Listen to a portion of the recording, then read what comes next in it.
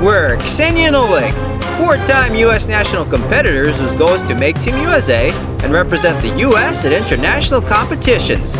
We'll share with you what we learn along the way, so let's make this journey together. Hi everyone! Today we're going to be showing you a new skating element. What are we showing them today, Kseniya? We will show you how to do backward 3 turns.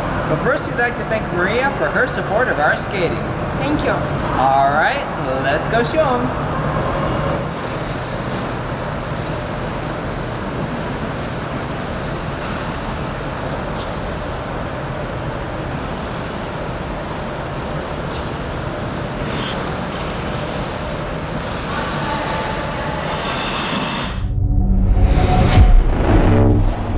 This video will contain information from our previous 3 turns videos.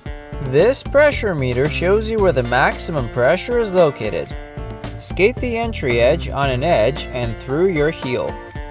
Rise to turn on the heel, then press into the heel after you turn. Here we see how the pressure is spread out in the turn. Notice that the pressure is least leading right into the turn and through right out of the turn. And while the least amount of pressure is in the turn, you still have to maintain some pressure, otherwise you will jump it. Also note that there isn't a whole lot of pressure used.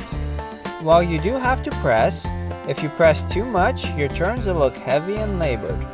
While you don't have to go fast in order to do backward 3 turns, you'll have to have enough speed. If you stall, you may fall. When doing 1-foot turns, you do a cross-check to keep yourself from unraveling. That is, check your shoulders against your hips. When doing the 3 turn, make sure that you don't drop your free hip after the turn. A common mistake when learning backward 3 turns is to roll forward and try to turn on the ball of the foot.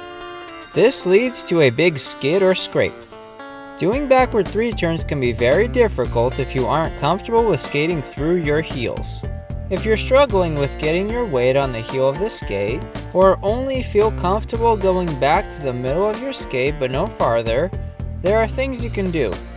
Consider working on backward double knee bends and backward edges. Work on your backward skating regularly, and you will eventually feel comfortable with pressing and rising on your heel. Then, doing your backward 3 turns will feel easy. When done properly, 3 turns will help you to gain speed. You should avoid skating through your shoulders, instead skate through your hips. Your arms have to be strong but not stiff. You avoid being stiff by controlling your arms from your shoulder blades, and by keeping your shoulders down and back.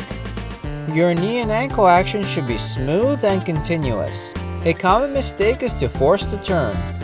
Instead, you make the turn happen by rising and shifting your body weight back to the heel. Now let's look at some tracings. Correct pattern. Both the entry and exit edges are solid, the lobe is good, the 3 turn is at the top of the lobe.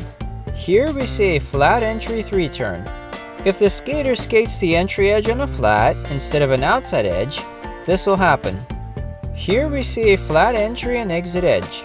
Remember to skate on edges and lobes. Here we see a 3 turn with a big skid.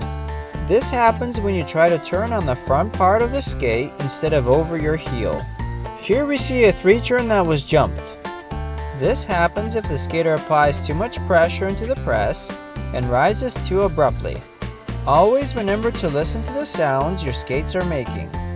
A good sound will be the carving of the ice from your edges and presses as you skate in and out of your turn. A bad sound will be the sharp scraping of the ice with your toe picks. Maintain a strong core, but avoid tensing up your shoulders and upper body. Don't be loose with the free foot. And finally, avoid looking down as this will negatively affect your weight distribution. Hey everyone, we really hope you enjoyed the video. If you did, hit the like button and click on the subscribe for more videos. Alright, see ya next time!